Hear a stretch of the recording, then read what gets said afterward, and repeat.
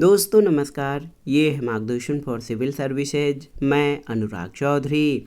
दोस्तों, भारतीय इतिहास के महत्वपूर्ण प्रश्नों के अध्ययन के क्रम में इस वीडियो में प्रस्तुत है प्राचीन भारत के इतिहास से संबंधित विविध प्रश्नों का भाग 4, जो आपके आगामी परीक्षाओं के लिए बहुत ही उपयोगी है। तो आइए शुरू करते हैं आज का वीडियो। प्राचीन भारत के इतिहास से संबंधित विविध प्रश्न। पहला प्रश्न है कि होयसलेश्वर और चेन्नाकेशव प्राचीन मंदिर किस होयसल शासक के संरक्षण में बनाए गए थे? ऑप्शन है आपके नरसिंह प्रथम, वीरबल्लाल, विष्णुवर्धन या नरसिंह द्वितीय। तो सही उत्तर ऑप्शन सी, विष्णुवर्धन। दोस्तों याद रखिएगा, होयसलेश्वर और चेन्नाकेशव प्राचीन मंदिर होयसल शासक विष्णुवर्धन के संरक्षण में बनवाए गए थे। होयसलेश्वर प्राचीन मंदिर सर्वाधिक प्रसिद्ध है। ये 160 फुट लंबा और 122 फुट चौड़ा है और इसमें शिखर नहीं मिलता। इसकी दीवारों पर अद्भुत देवताओं, मनुष्यों, पशु पक्षियों आदि सबकी मूर्तियां हैं। और विष्णुवर्धन ने, याद रखिएगा, 1116 में बेलूर में चेन्नाकेशव मंदिर का निर्माण भी करवाया। ये 178 फुट लंबा और 156 फुट चौड़ा है। मंदिर के चारों ओर वेष्टिनी यानी रेलिंग है, जिसमें 3 तोरण बने हैं। तोरण द्वारों पर रामायण और महाभारत के अनेक सुंदर चित्रों का अंकन हुआ है और इसमें सरस्वती देवी का नृत्य मुद्रा में बना मूर्ति, ये चित्र सर्वाधिक सुंदर है। अगला प्रश्न है, बसाढ़ की पहचान किसके साथ की जा सकती है? तो सही उत्तर, बसाढ़ की पहचान प्राचीन वैशाली से की जाती है। वैशाली प्राचीन 16 महाजनपदों में से एक वज्जी संघ का हिस्सा था। वज्जी संघ में वज्जी के अतिरिक्त वैशाली के लिच्छवी, मथिला के विदेह और कुंडग्राम के ग्रांत्रिक शामिल थे। अगला प्रश्न है, परमार्थ किस काल के बौद्ध विद्वान थे? आपको बताना है। बहुत ही महत्वपूर्ण प्रश्न है। परमार्थ किस काल के बौद्ध विद्वान थे? तो सही उत्तर, गुप्त काल। परमार्थ गुप्तकालीन बौद्ध विद्वान थे। 549 ईस्वी में गुप्त सम्राट द्वारा भेजे गए भारतीय प्रतिनिधिमंडल के सदस्य के रूप में परमार्थ चीन गए और परमार्थ उज्जैन के निवासी थे। उनकी मृत्यु चीन के कैंटन में हुई थी। मौर्य काल में मोगलपुत्र तिस और कुषाण काल में वसुमित्र, अश्वघोष और नागार्जुन प्रसिद्ध विद्वान थे। नागार्जुन कनिष्क के दरबार से संबद्ध थे और उन्हें शून्यवाद का प्रतिपादक कहा जाता है। अगला प्रश्न है, प्राचीन काल में प्राग ज्योतिष किसका नाम था? ऑप्शन है असम का, कामरूप का, मेघालय का, असम का या शिलांग का। तो सही उत्तर है, आप जान लीजिए दोस्तों, सही उत्तर आपका असम हो जाएगा। बहुत ही महत्वपूर्ण प्रश्न है, असम, ऑप्शन सी। दोस्तों आप देख लीजिए कि महाभारत में असम को म्लेच्छों और असुरों की भूमि अथवा अनार्य देश के रूप में वर्णित किया गया है और महाभारत काल में इस प्रदेश का उल्लेख प्राग ज्योतिष के नाम से किया गया है। पुराणों में इसका नाम कामरूप दिया गया है। अगला प्रश्न है, हिरण्यकर था किस प्रकार का कर? आपको बताना है। तो हिरण्य कृषि कर था। हिरण्यकर नकद कृषि कर के रूप में वसूला जाता था। उत्तर भारत में प्रचलित भारतीय कृषि जन्य व्यवस्था और राजस्व संबंधी पारिभाषिक शब्दावली में हिरण्य एक शब्द है। प्रणय ये आपातकालीन कर था। उदक भाग ये सिंचाई के रूप में वसूला जाता था और बिष्ट जो है ये बेगार कहलाता था।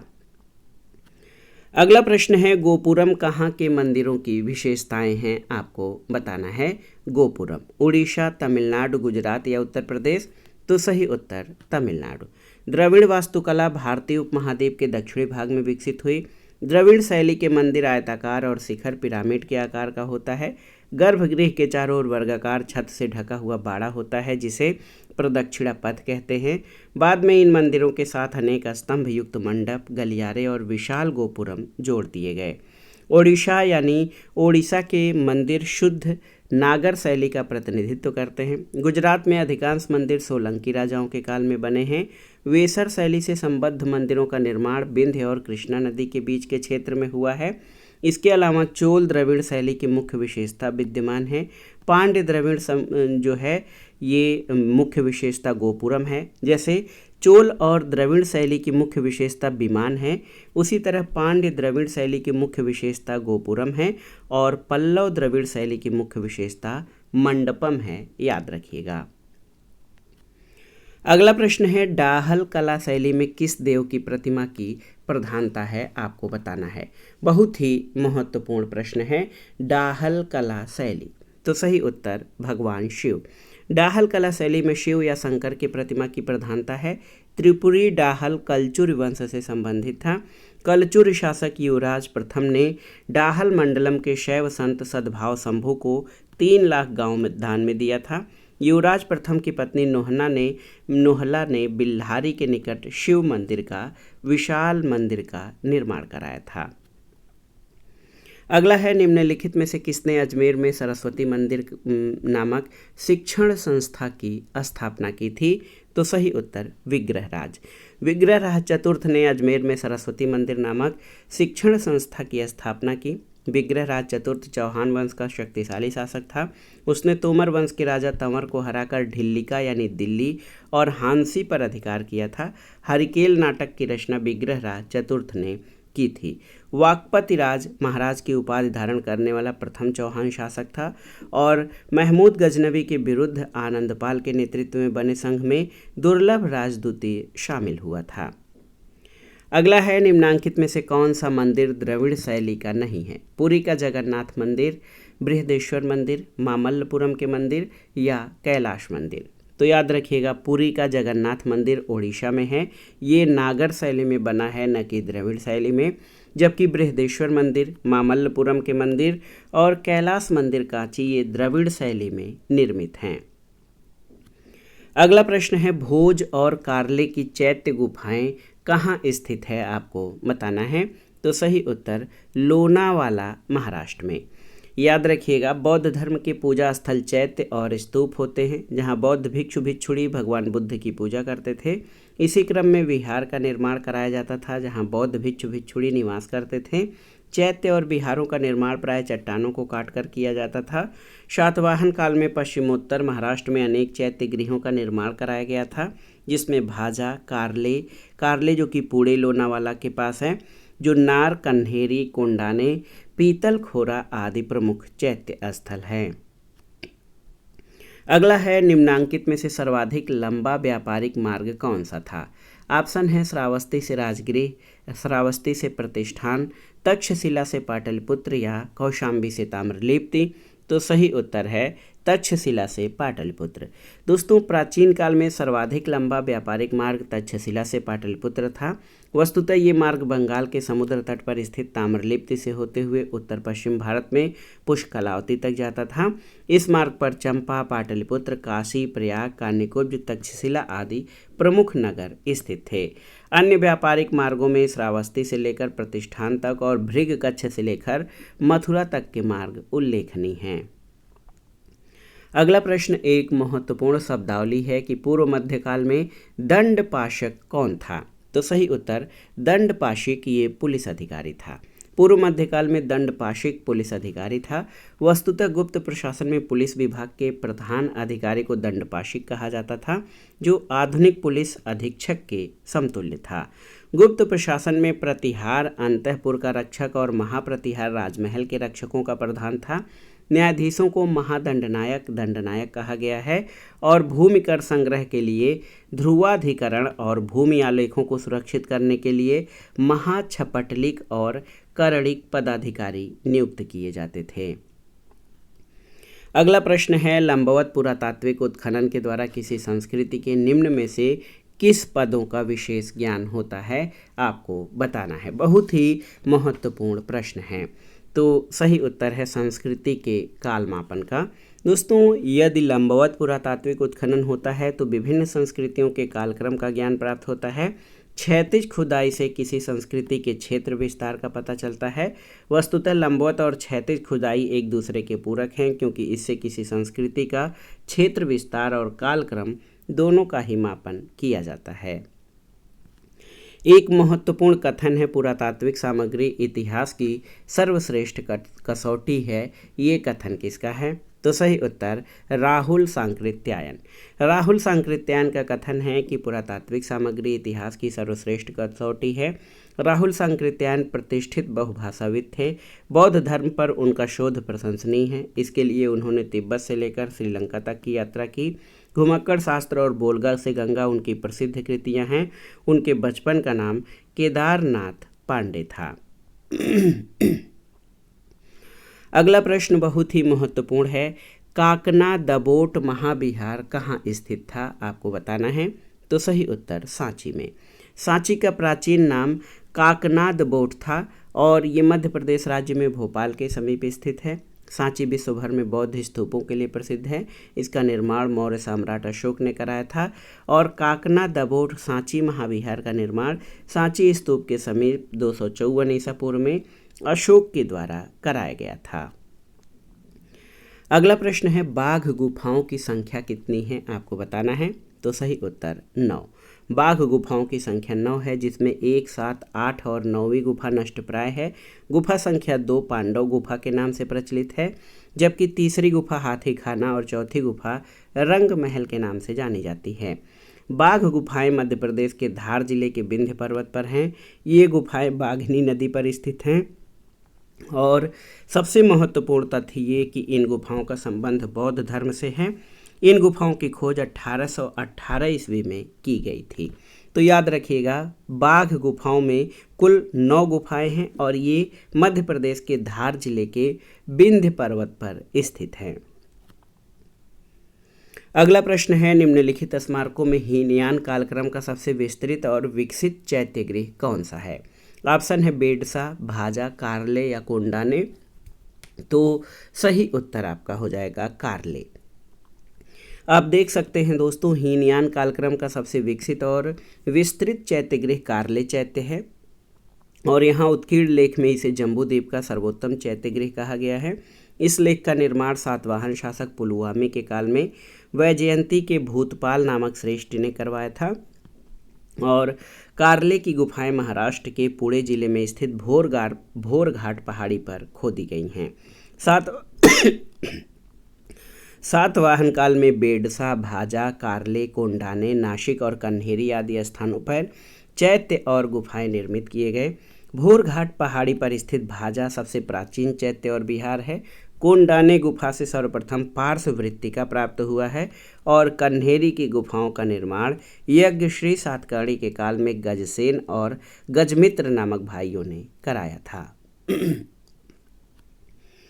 अगला प्रश्न है, दक्षिण भारत में स्थित निम्नलिखित स्तूप अवशेषों में दशरथ जातक का शिल्पांकन प्राप्त हुआ है कहाँ से।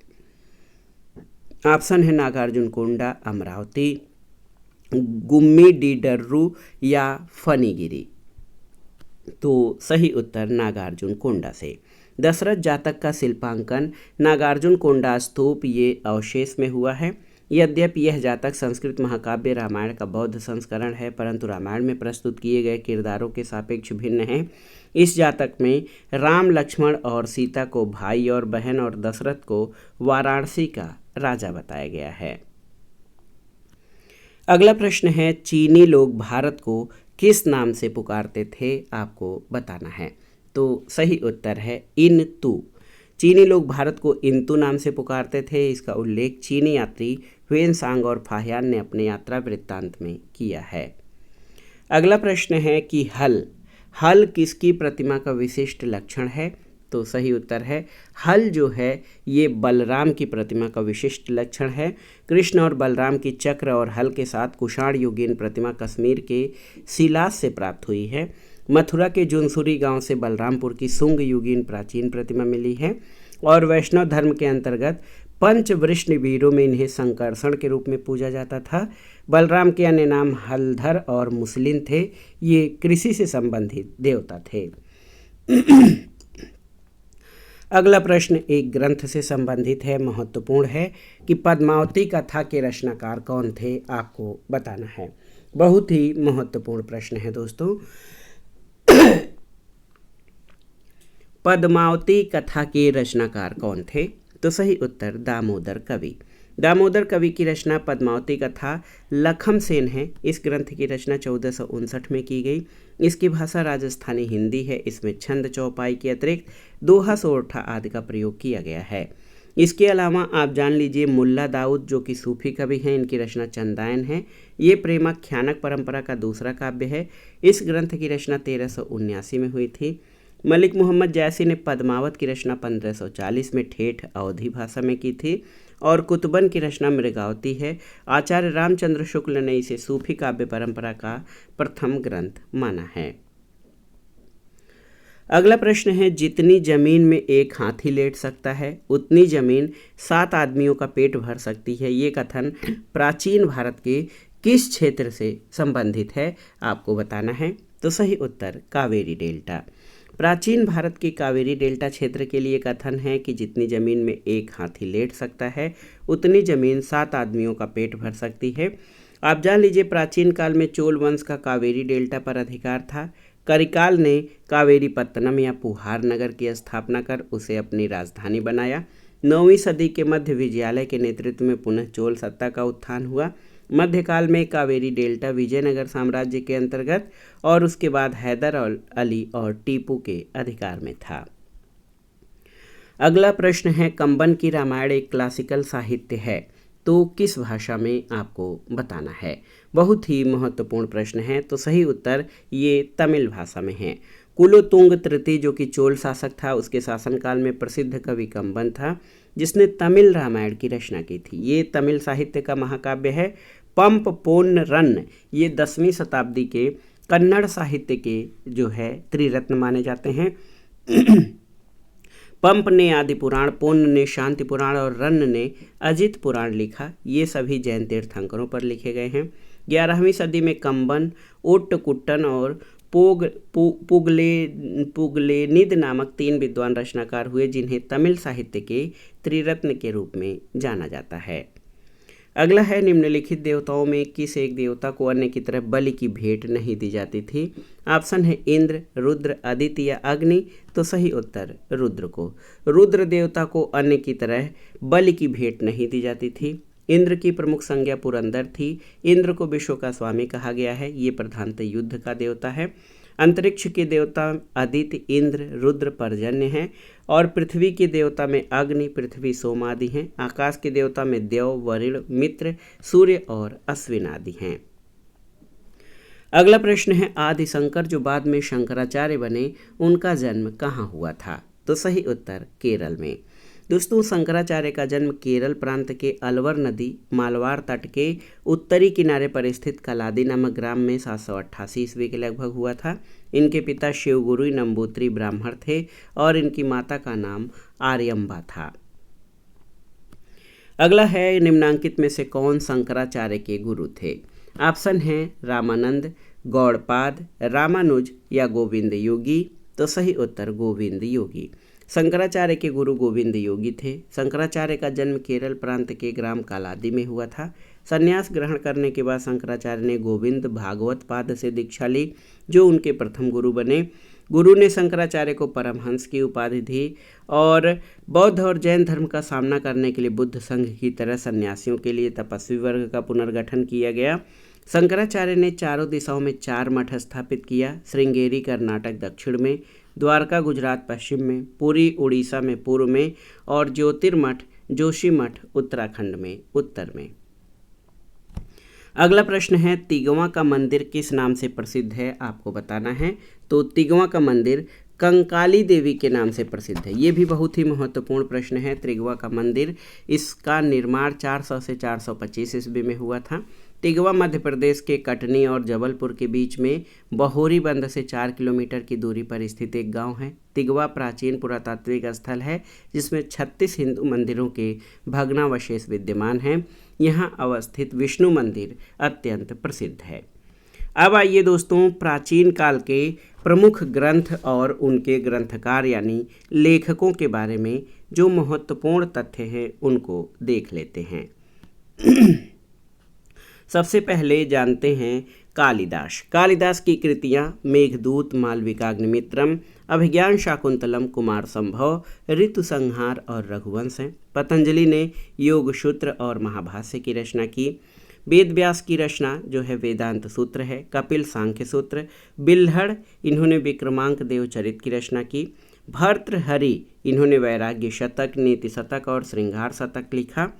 कल्हड़ ने राज तरंगड़ी की रचना की है, याद रखिएगा, और ये कश्मीर का कर्मिक इतिहास है। जैमिनी मीमांसा सूत्र इन्होंने लिखा है। जयदेव की रचना गीत गोविंद है। बाण भट्ट ने कादंबरी और हर्षचरित नामक नाटकों की रचना की।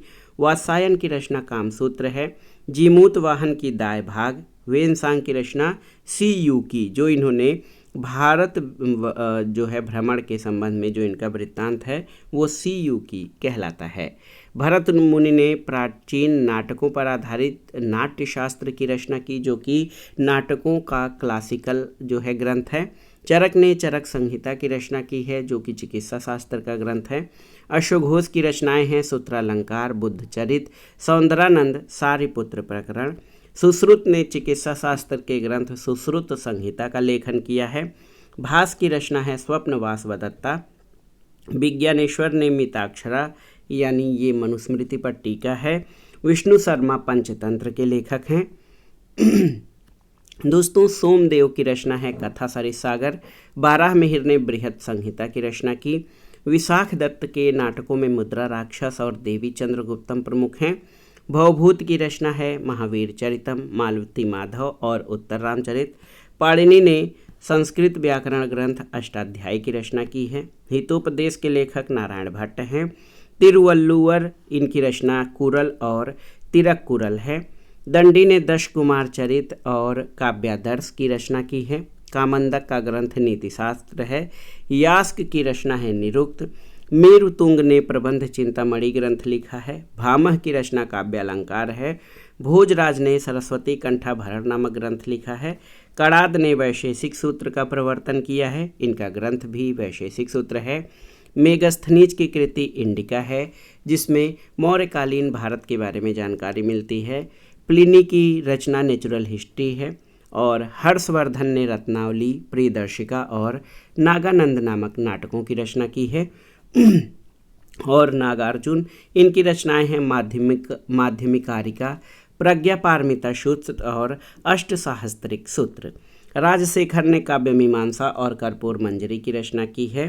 न्याय सूत्र अक्षुपाद गौतम की रचना है और काव्यालंकार के लेखक भामह हैं। तो दोस्तों, ये था आज का वीडियो, प्राचीन भारत के इतिहास से संबंधित महत्वपूर्ण प्रश्नों का संकलन, जो आपके आगामी परीक्षाओं के लिए बहुत ही उपयोगी है। आप इन प्रश्नों को अच्छे से तैयार कर लीजिएगा। वीडियो आपको कैसा लगा हमें कमेंट बॉक्स में ज़रूर बताइएगा। वीडियो को लाइक करें, शेयर करें और इस चैनल मार्गदर्शन फॉर सिविल सर्विसेज को सब्सक्राइब करें। वीडियो देखने के लिए धन्यवाद दोस्तों। नमस्कार।